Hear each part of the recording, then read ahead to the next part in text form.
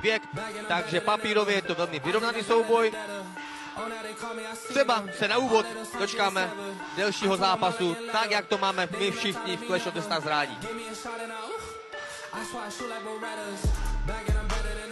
Oba dva koncentrovaní, nespouští se navzájem očí. King Kong stabilně na místě přešlapuje, Pupar naopak jako lev. Chodí tam a zpátky, jako divoký lev, si nedoklete. První zápas 10. posledního gala večera Clash of the Stars začíná právě teď. King Kong si odmítl plácnout. Tak je to osobní asi. Tak, nakonec ano. Nakonec sportovní gesto hned na úvod, vykrytý low kick. Přední low kick. Pokus o high kick, tak to je zajímavé hned na úvod. Avšak ani jeden... Pupar má ruce hodně nízko. To je přesně ta pýcha, o které jsem mluvil. Ta se mu může vymstít.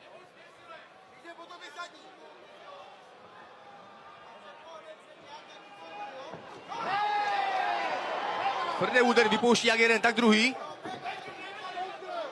Pupar se drží ten distanc, ten správný pro sebe.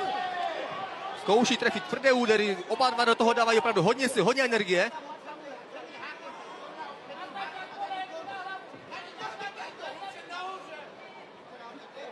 Už slyšíme, jak tady trenéři napovídají ruce nahoře, jak jednomu, tak druhému. Opravdu ty ruce, hlavně Pupar má hodně nízko.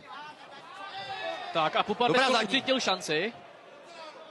Hezké výměny, zatím žádný čistý, tvrdý úder nepadl, avšak to smrdí KOčkem de facto u každé výměny. Tvrdý low kick od Pupara. King Kongovi to úplně nesedlo.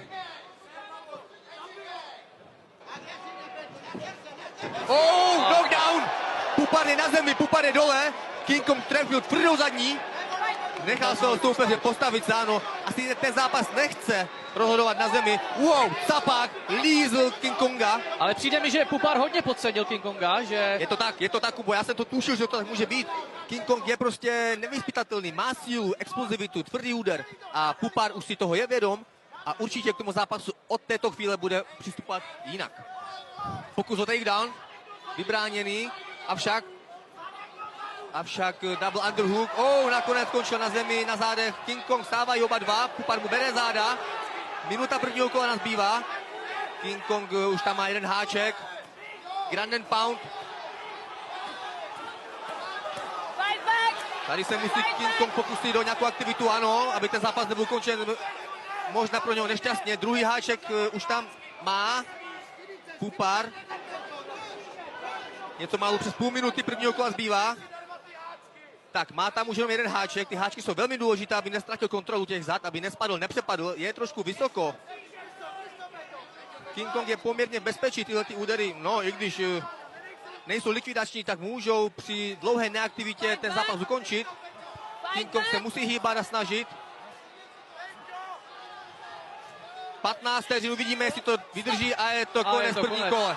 A já už jsem zrovna chtěl říct, King Kong to ustojí, neustál to, no, takže Pupar jakožto favorit podle mě byl kurzový, tak